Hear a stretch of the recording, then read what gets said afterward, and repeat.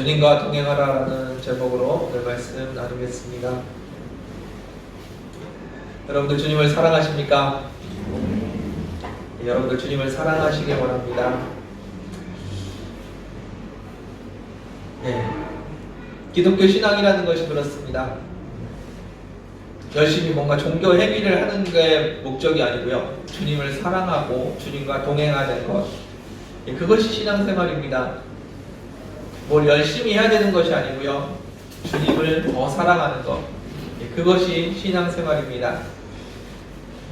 불교인들은 한 달에 한 번을 가도 불교인입니다. 심지어는 1년에 한 번을 가도 불교인입니다. 더 놀라운 사실은 자기는 안 다니고 부모님이 다니는데도 자기는 불교인이라고 이야기합니다. 기독교인은 어떻습니까? 기독교인은 1년에 한 번 교회 가는 것을 신앙인이라고 이야기하지 않습니다. 한 달에 한 번 가면은 열심히 신앙생활 하는구나 인정을 합니까? 최소한 일주일에 한 번은 가야지 신앙인이구나, 교회 다니는 사람이구나 인정을 합니다.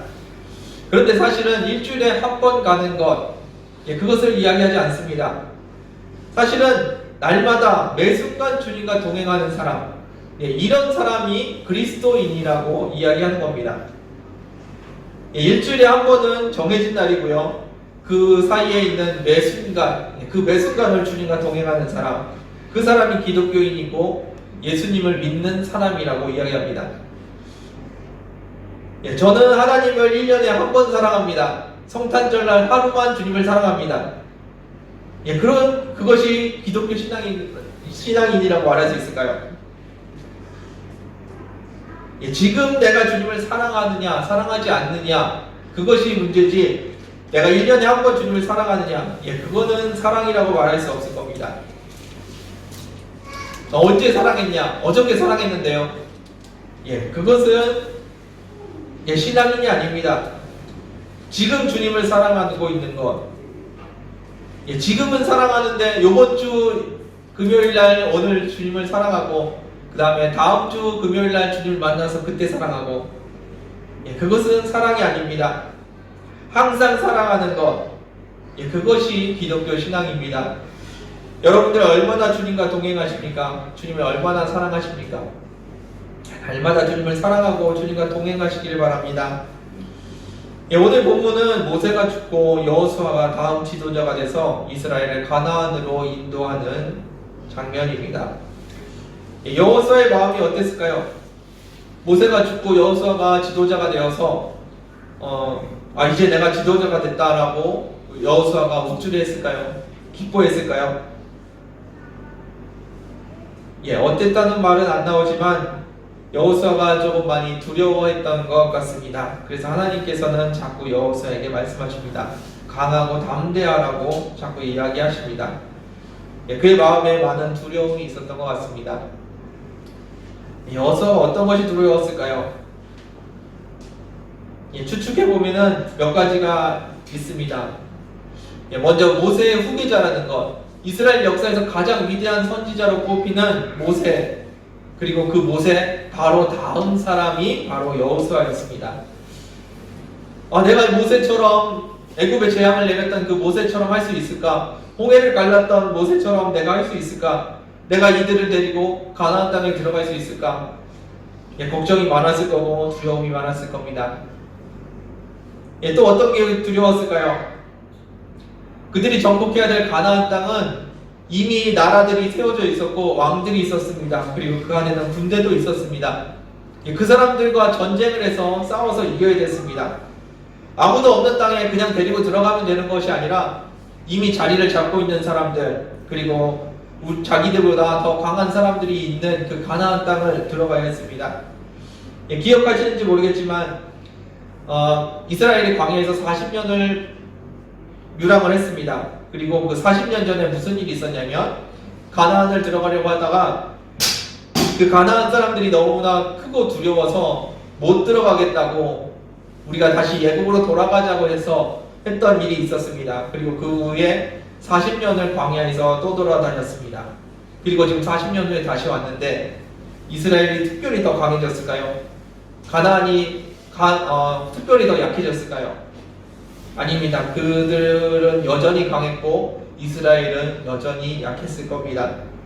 그리고 그 사람들과 함께 전쟁을 해서 이겨야 되는 상황이었습니다. 또 뭐가 두려웠을까요?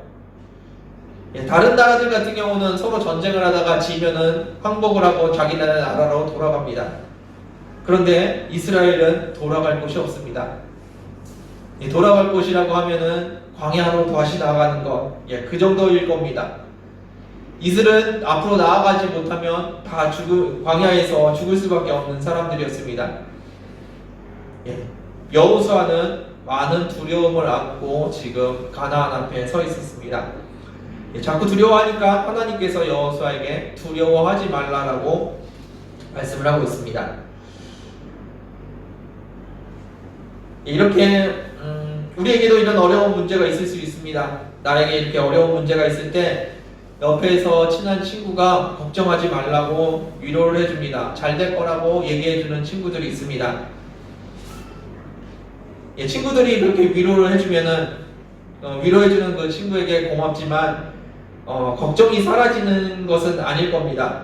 문제는 여전히 그대로 있고 그 친구의 이야기는 나에게 잠시의 위로가 될 겁니다.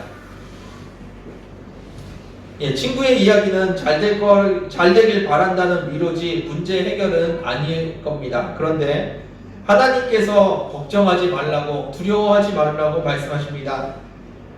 이것은 위로가 아닙니다. 그냥 잘 되길 바란다는 위로가 아니라 약속입니다. 잘 될 것이라는 약속입니다. 하나님의 약속의 말씀을 붙드시길 바랍니다. 오늘 본문은 약속을 주신 하나님께서 무엇을 원하시는지 함께 나누도록 하겠습니다. 6절 말씀 같이 보겠습니다. 6절입니다. 읽겠습니다. 시작.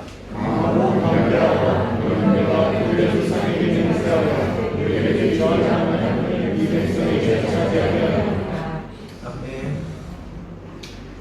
하나님께서 여호수아에게 강하고 담대하라라고 말씀하십니다.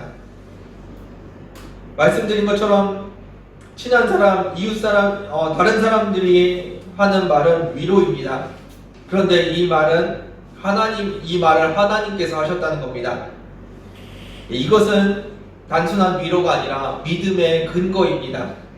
그냥 막연하게 잘 될 것이라는 것이 아닙니다. 너는 내가 약속한 땅을 이 백성에게 차지하게 할 거다라고 하나님께서 선포하십니다. 네가 혹시 잘하면은 잘 될 수도 있을 거야 라는 말이 아닙니다. 하나님께서 내가 그렇게 만들겠다라고 지금 약속을 하고 계시는 겁니다. 두려워하고 있던 여호수아에게 하나님께서 말씀하십니다. 마음을 강하게 하고 담대하게 하라. 그 이유가 뭐라고요?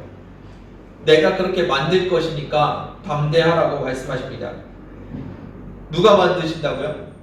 하나님께서 만드십니다.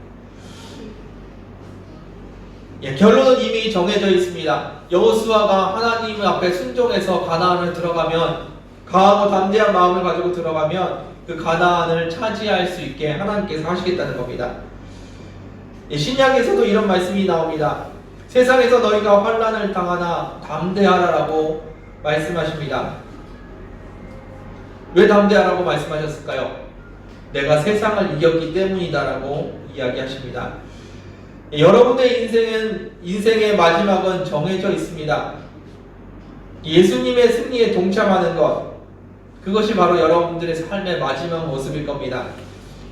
물론 그 과정을 주님과 함께 즐겁게 행복하게 사느냐, 아니면 두려워하며 근심하며 사느냐는 다른 이야기입니다. 그러나 여러분들의 삶의 마지막이 정해져 있다는 것은 변함없는 사실입니다. 예수님을 영접하고 믿는 것만으로도 우리의 마지막은 정해집니다.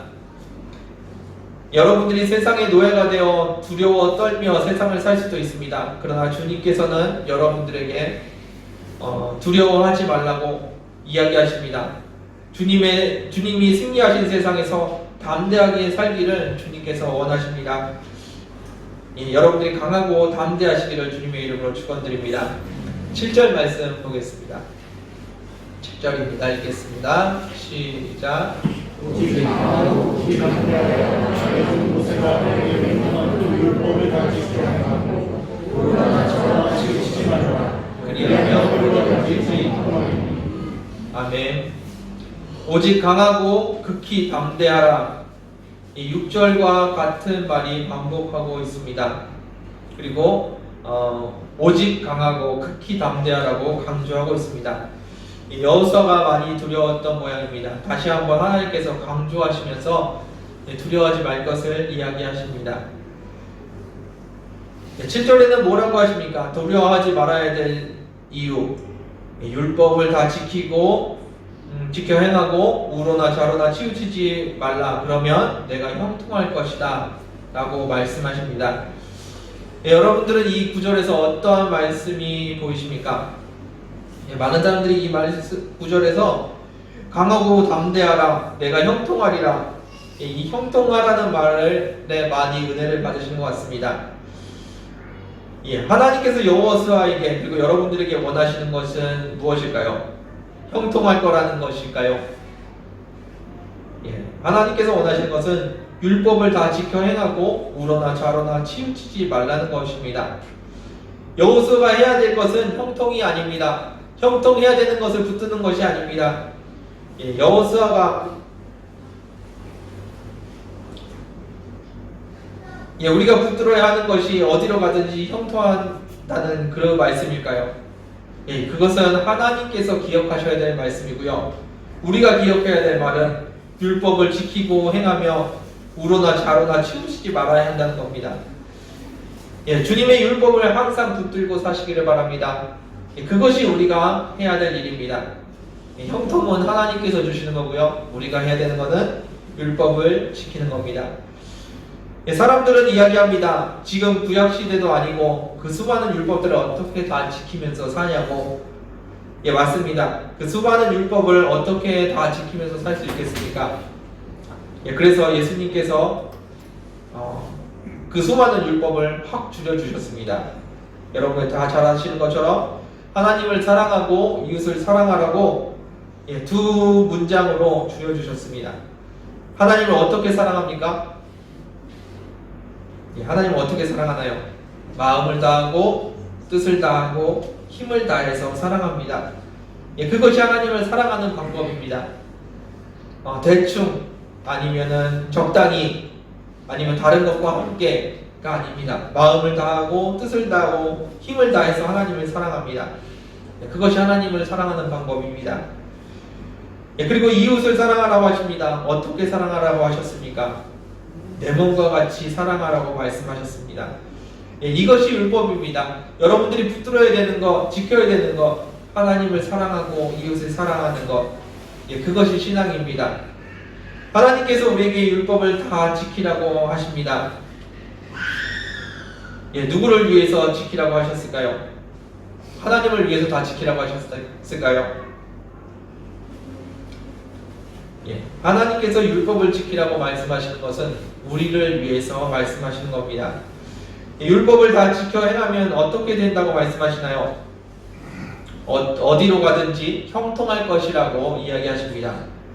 이게 누구에게 좋은 말입니까? 하나님을 위해서 율법을 지켜야 된다는 말입니까? 아니면 우리를 위해서 지켜야 된다는 말입니까? 하나님께서는 율법을 지키라고 말씀하십니다. 그리고 율법을 지키면은 우리의 삶이 형통할 것이라고 우리를 위해서 말씀하십니다. 결론은 정해져 있습니다. 예수 그리스도께서 승리하신 삶, 그 삶을 살아가는 것, 그것이 마지막 결론입니다. 그럼 율법은 무엇인가요? 하나님을 사랑하고 이웃을 사랑하는 것, 왜 그래야 하겠습니까? 그것은 예수 믿는 자, 하나님의 백성, 하나님의 자녀의 특권입니다. 율법을 지킨다는 것, 그것은 율법을 지킨다는 것은 하나님께서 우리에게 형통한 삶을 주시겠다는 약속입니다. 그래서 율법을 지키는 것은 우리에게 은혜고 우리에게 축복입니다. 율법을 지키는 것은 우리의 짐이 아닙니다. 이렇게 말하면 사람들이 이 형통을 좀 오해하는 경향이 있습니다. 성경에 나와 있는 이 형통은 우리가 원하는 대로 다 된다는 말이 아닙니다. 형통은 하나님께서 여러분들을 다스리시는 그 역사가 나타난다는 뜻입니다.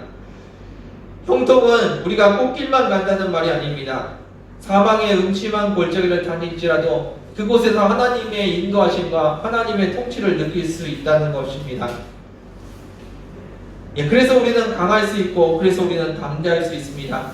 주님께서 함께 하시고 주님께서 형통한 길을 주시기 때문에 우리는 담대할 수 있습니다. 결론은 이미 정해져 있습니다. 예수 그리스도의 승리입니다. 그리고 여러분들이 율법을 지키고 주님과 동행하면 하나님께서 형통한 은혜를 주시겠다고 지금 약속하고 계시는 겁니다. 8절 말씀 같이 보겠습니다. 8절입니다. 읽겠습니다. 시작. 이 법을 예수께서 하나님을 위하여 주의 그것을 묵상하여 하나님의 그들을 바라시려니와 그리하면 내 일이 평탄하게 될 것이며 아멘. 이 율법책을 다 지켜 행하라. 그러면 내 길이 평탄하겠고 내가 형통하리라. 7절 말씀과 똑같죠. 7절에 나왔던 이야기와 8절의 내용이 반복되고 있습니다. 성경에서 똑같은 말이 반복되는 것은 강조입니다. 7절에서 율법을 다 지켜 행하고 우로나 좌로나 치우치지 않는 것을 조금 더 구체적으로 이야기한 것이 8절 이야기입니다. 내 입에서 떠나지 말게 하며 주야로 묵상하고 다 지켜 행하라라고 말씀하고 계십니다. 사람이 어떻게 그렇게 살 수 있습니까? 직장도 다녀야 되고 사람들도 만나야 하고 어떻게 말씀만 붙들고 살 수 있습니까? 라고 말할지도 모르겠습니다. 지난주에도 이런 이야기를 나눈 것 같은데요. 이런 삶은 수도사 정도 되는 사람들이나 살 수 있는 삶일 것 같습니다.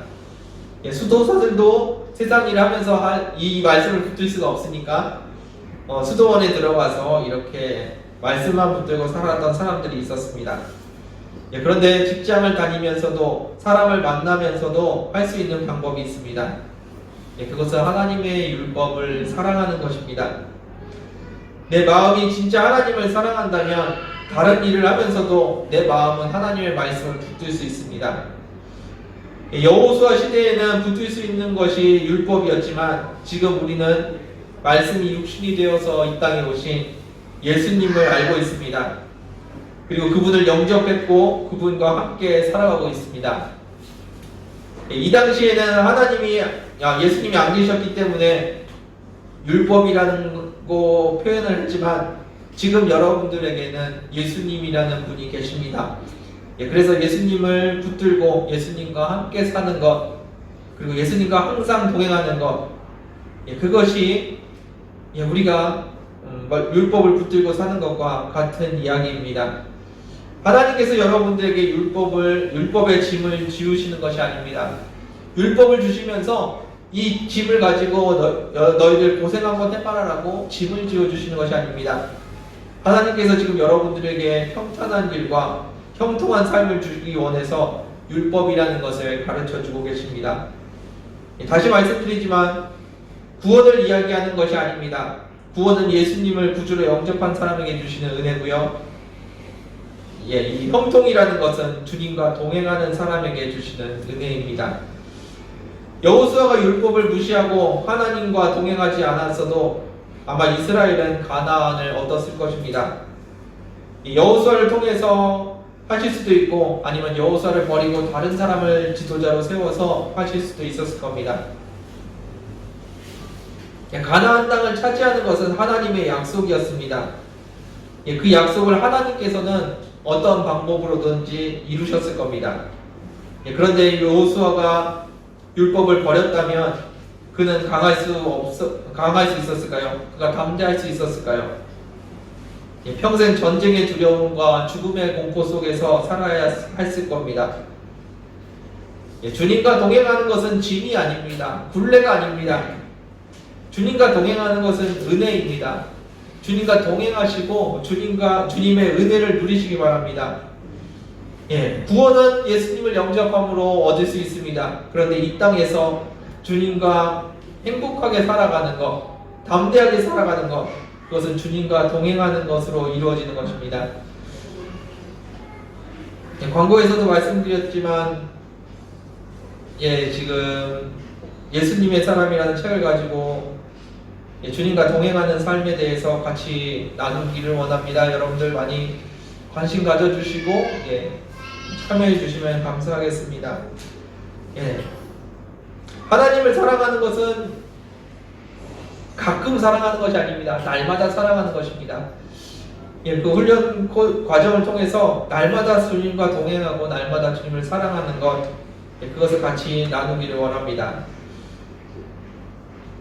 예수님이 내 마음에서 그리고 내 입에서 내 삶에서 날마다 드러나는 것은 내가 그분을 사랑하고 있다는 뜻입니다. 주님을 사랑하지 않으면 그렇게 나타날 수가 없을 겁니다. 여러분들 주님을 사랑하길 원합니다. 그리고 주님과 동행하시길 원합니다. 주님이 여러분들의 삶의 주인이시라는 증거들이 나타날 겁니다. 주님과 함께 동행할 때 여러분들의 삶에서 그와 같은 증거들이 나타날 겁니다. 그리고 성경은 그것을 형통한 삶이라고 이야기하고 있습니다. 주님과 동행하심으로 형통한 삶을 누리시기를 주님의 이름으로 축원드립니다. 9절 말씀 보겠습니다. 9절입니다. 읽겠습니다. 시작. 내가 이에게 명한 것이 아니라 하나님과 관계하라. 그러한 삶으로 놀라시라. 그와 의로운 이 내 하나님 여호와가 너와 함께하시라 하시니라. 아멘. 다시 한번 말씀하십니다. 강하고 담대하라라고 말씀하십니다. 성경에서 3번 나오는 말들이 있습니다. 그것은 신적인 메시지입니다. 하나님께서 하시는 말씀입니다. 우리가 강하고 담대해야 될 이유가 지금 앞 9절에서 나왔었는데요. 6절에서는 무엇이 나왔습니까? 내가 너희 조상들에게 약속했기 때문에 너는 강하고 담대하라고 말씀하십니다. 이 땅을 내가 너에게 줄 것이니까 담대하라고 말씀하십니다.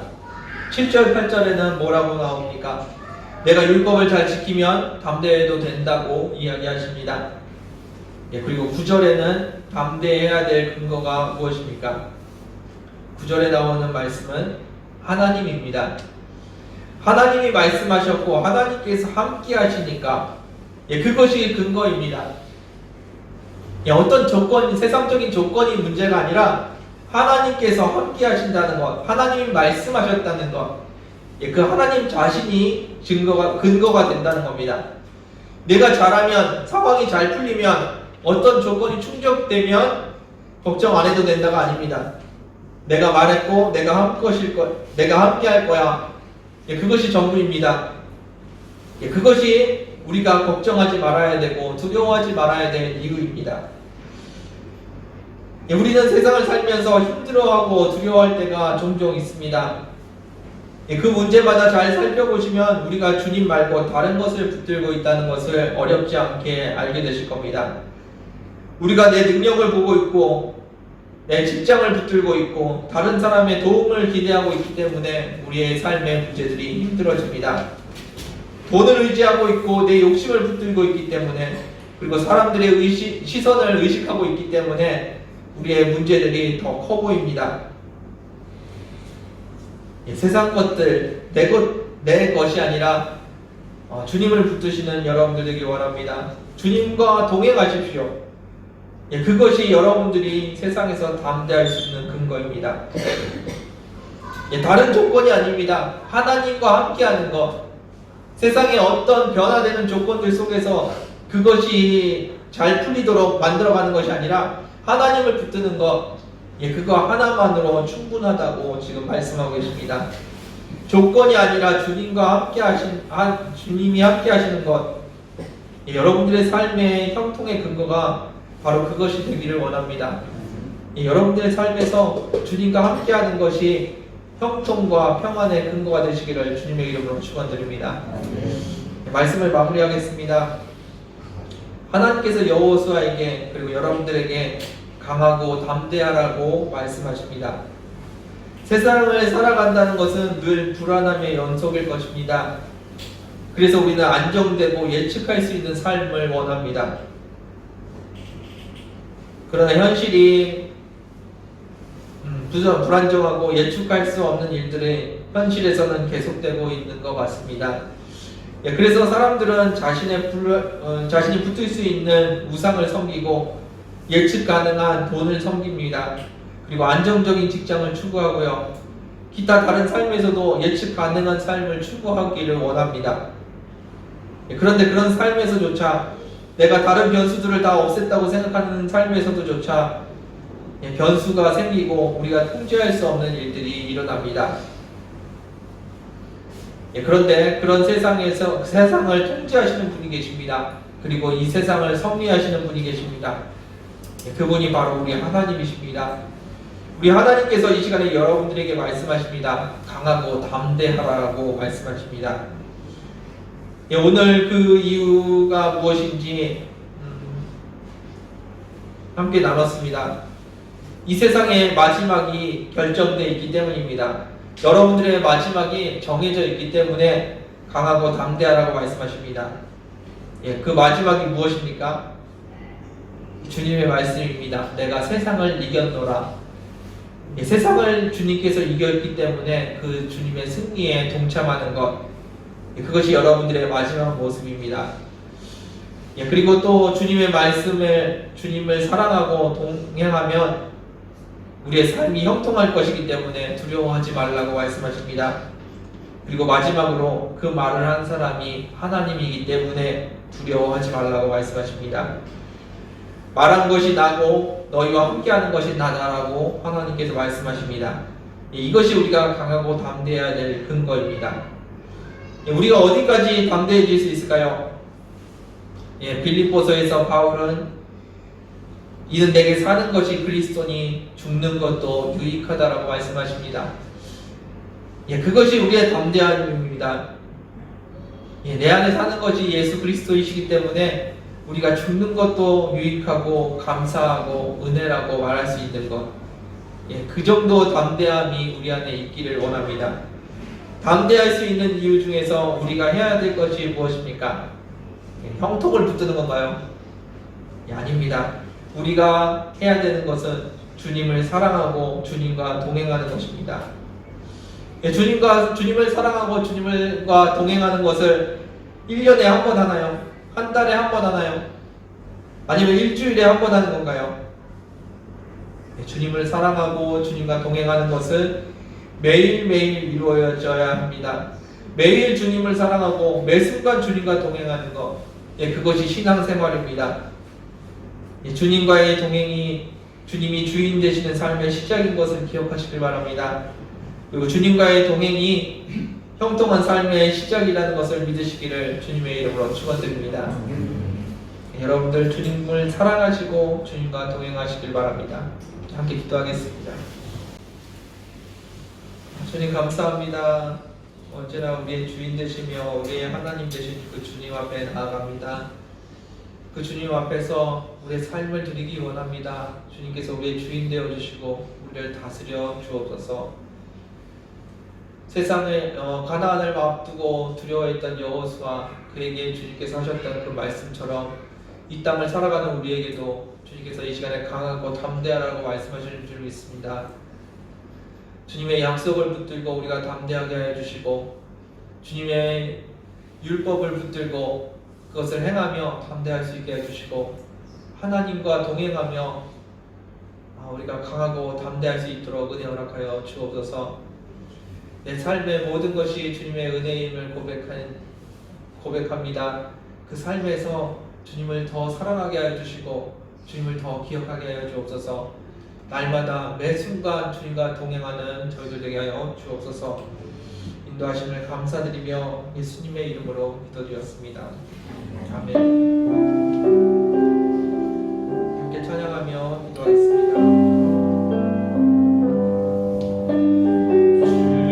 나의 모습 보내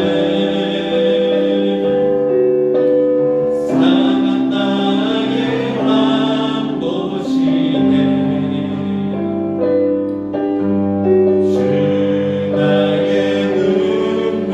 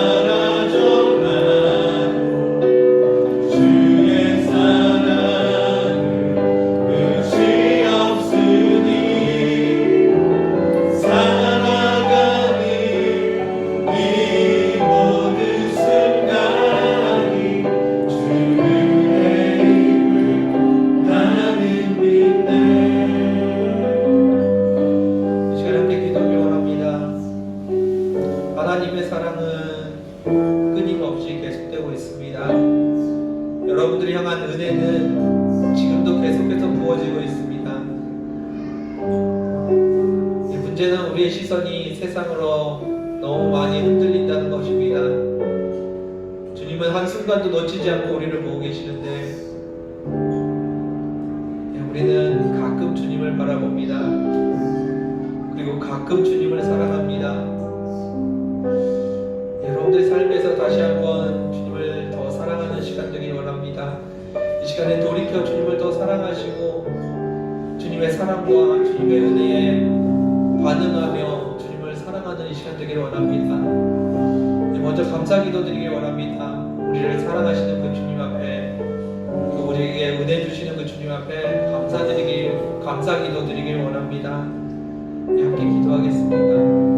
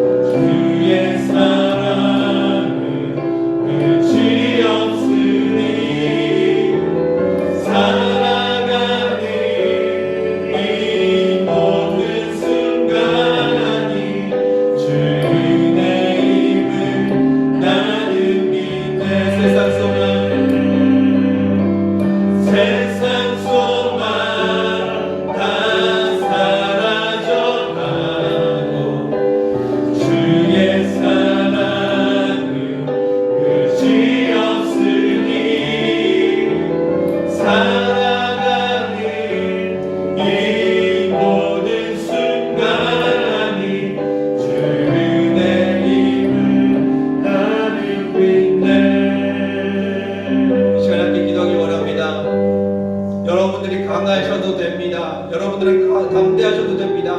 그 근거는 주님이 여러분들을 끊임없이 사랑하고 계시기 때문입니다. 그 근거는 여러분들에게 끊임없이 은혜 주고 계시기 때문입니다. 그 하나님을 붙드시고 그 하나님과 동행하십시오. 하나님께서 여러분들과 함께 하십니다. 그것이 우리가 강하고 담대할 수 있는 이유입니다. 하나님이 나와 함께 하시는 것, 그것이 여러분들에게 평안을 허락하실 겁니다. 여러분들 주님과 동행하십시오. 가끔 만나지 마시고요, 종종 만나지 마시고요, 항상 주님과 동행하시길 원합니다. 여러분들을 사랑하시는 그 주님 앞에 나도 주님을 사랑한다고, 주님을 더 사랑한다고, 세상 그 무엇보다 주님을 더 사랑한다고 고백하는 시간 되길 원합니다. 주님의 사랑을 고백하며 주님과 동행하시는 이 시간 되길 원합니다. 함께 기도하겠습니다.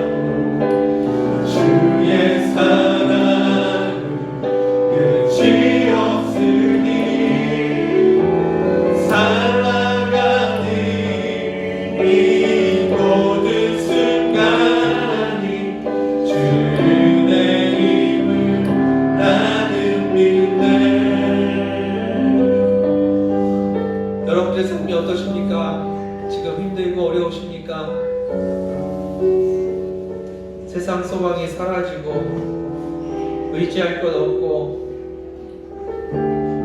돌아보면 희망이 보이지 않을 그 상황이 있으십니까? 그때 주님께서 말씀하십니다. 강하고 담대하라고 말씀하십니다. 내가 내 하나님이 된다고 말씀하시고 내가 너와 함께 하겠다고 말씀하십니다. 그 주님과 동행하십시오. 그 주님을 붙드십시오. 그 주님이 우리가 담대할 수 있는 근거입니다. 이 시간에 다시 한번 기도하실 때 여러분들의 환경을 주님 손에 내려놓으시기 바랍니다. 여러분들의 어려움과 문제들, 막막함들 다 내려놓으시기 바랍니다. 그리고 주님과 동행하시며 주님을 붙들겠다고 주님께서 함께 해달라고 다시 한번 간구하는 시간 되길 원합니다. 여러분 주님 앞에 내려놓으십시오. 환경이 문제가 아닙니다. 내가 주님을 붙들지 못한다는 것이 문제지 여러분들의 환경이 문제는 아닐 겁니다. 이 시간에 여러분들의 어려움을 내려놓고 주님 다시 한번 붙드는 시간 되길 원합니다. 함께 기도하기 원합니다. 기도하겠습니다.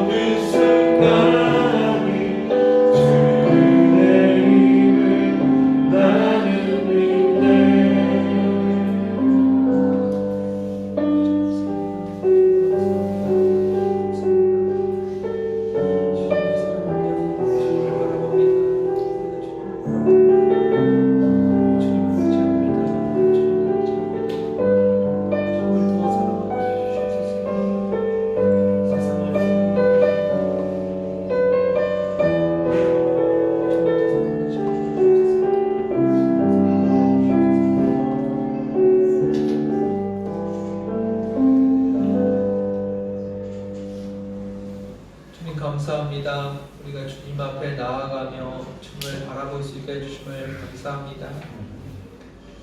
세상의 어려움들과 문제들 그리고 불확실한 미래들 여러 가지 어려움들이 있습니다.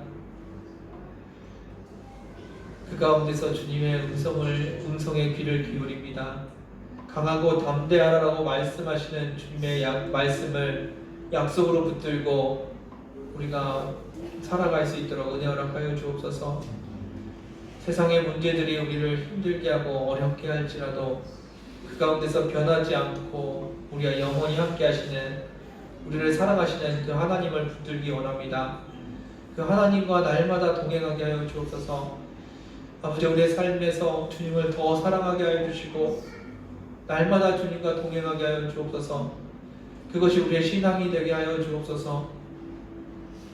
일주일에 한 번 예배드리는 신앙이 아니라 매일 주님과 동행하는 신앙인이 되게 하여 주옵소서.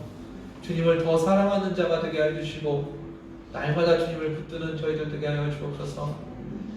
아버지, 우리의 연약함을 아시는 주님, 세상의 유혹과 우리의 욕심 때문에 날마다 넘어지는 우리의 모습을 발견합니다. 그 가운데서 주님 붙들게 하여 주시고 다시 일어나 주님을 찬양하며 주님을 바라볼 수 있는 저희들 되게 하여 주옵소서. 매 순간 주님과 동행하기를 원합니다. 우리의 주인 되시고 우리의 하나님 되어 주옵소서. 그 주님이 우리의 주인이심을 고백하오며 감사드리며 예수님의 이름으로 기도드렸습니다.